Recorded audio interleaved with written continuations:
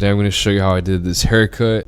So first, I'm going to wet the hair and not drench it, but just enough so I can section it. I'm going to start from the cowlick at the crown and connect that section to the front where his hair naturally splits. That way I know what I'm working with up front, since he's going to need some length for the fringe.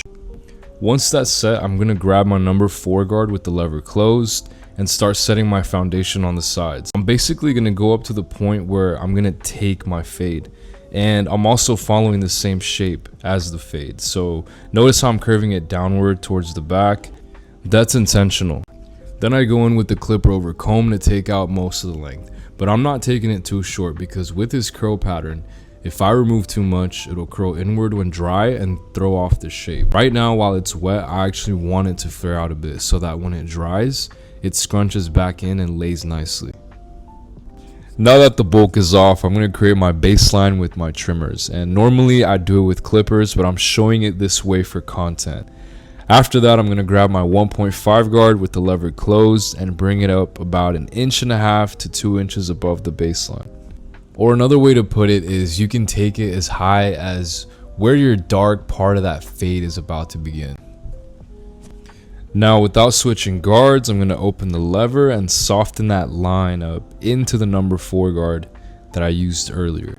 And I do want to say, guys, this is a bit of an old video and it wasn't really edited as well as I wanted it to, but it's all good. For any people watching that are beginners, I highly suggest you really get the hang of using your corners, and sometimes in areas like this, practice making smaller flicks, gentle flicks, to avoid taking your fade higher. And I am just considering, guys, that when the hair dries up or I use some kind of product, the hair is going to scrunch up. So I may be thinking that it's long, but in reality, it's gonna look shorter.